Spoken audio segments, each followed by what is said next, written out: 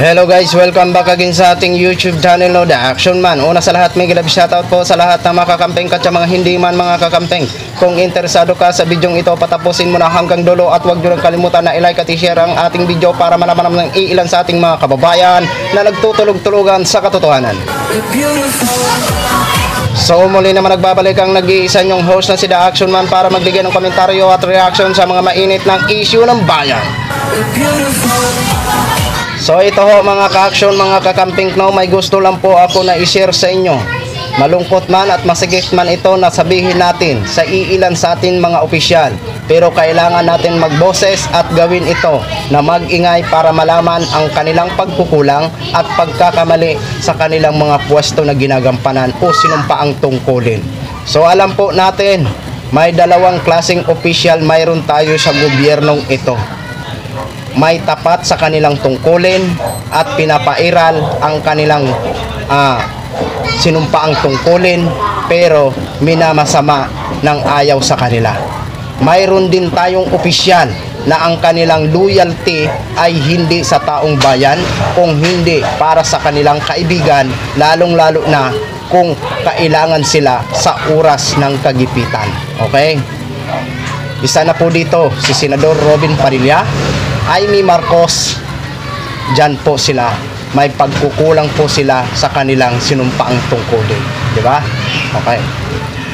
Sa isang ito si Robin Padilla ho, mga ka-action, inamin din niya mismo na nagkaroon siya ng pabor galing kay Kibuloy dahil nakahiram siya ng helicopter, di ba?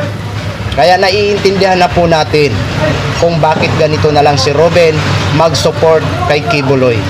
At maging ganun man si Amy Marcos, inamin niya din na may malaking utang na loob ang administrasyong ito sa pagkapanalo. At naiintindihan na rin natin yan. Di ba? Kung ang loyalty nila ay para kay Kibuloy at hindi para sa taong bayan, lalong-lalo na sa mga naaapi.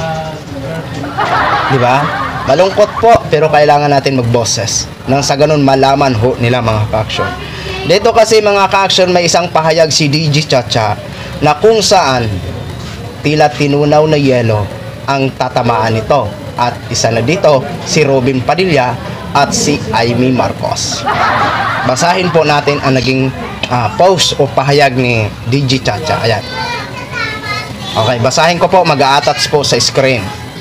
Kapag public official ka, dapat nauuna ang interes ng taong bayan, hindi ng malalapit mong kaibigan o kaanak.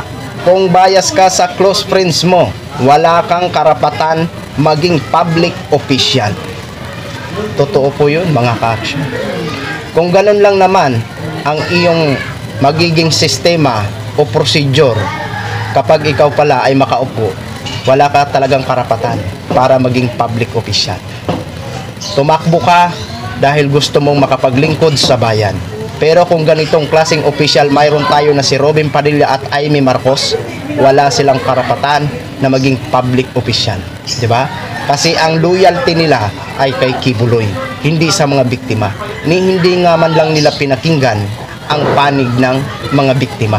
Ang pinakinggan nila si Kibuloy dahil may mga utang na loob ho sila, di ba? Yun ang masaklap.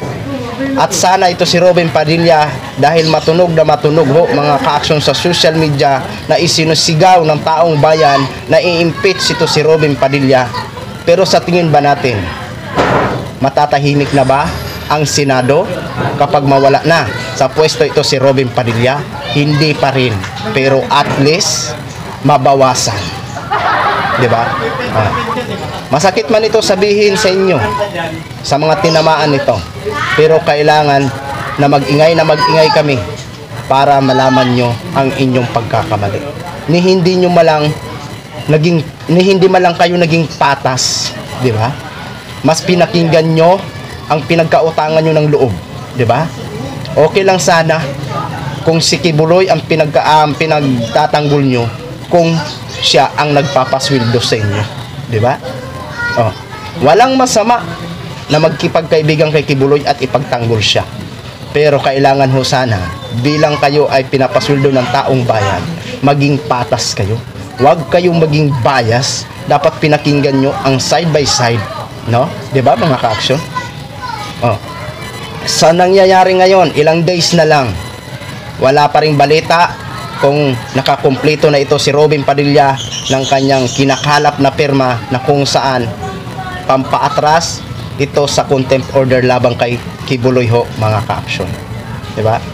Sana lang manaig ang laban ni Senadora Risa Hontiveros. Nang sa ganon, masampulan na talaga itong mga taong mga mai-impluwensya na kahit sila pa ang mapera sa mundong ito, ay walang kinikilalang batas, di ba? Kaya magpasalamat na lang ho tayo na may isang Risa Hontiveros na nandyan na handang ipagtanggol ang mga naapi. Ayon na rin sa kanyang katinuan, di ba? Kaya sige po mga ka-action, wag ho tayo titigil na suportahan si Senadora Risa Hontiveros sa laban niya na ito. Kung ang mga miyembro ni Kibuloy ay patuloy na nagrarally, tayo naman ay patuloy din na mag-iingay para isuportahan ito si Senadora Risa Hontiveros para makamit ang hustisya ng mga biktima. Okay? So yun lang ho mga ka-action, mga kakamping Nogin, share ko lang ho sa inyo. Maraming salamat po sa ating mga viewers Luzon, Visayas at Mindanao all over the world. Ako po ang inyong lingkod, si The Action Man. Good evening everyone. Beautiful.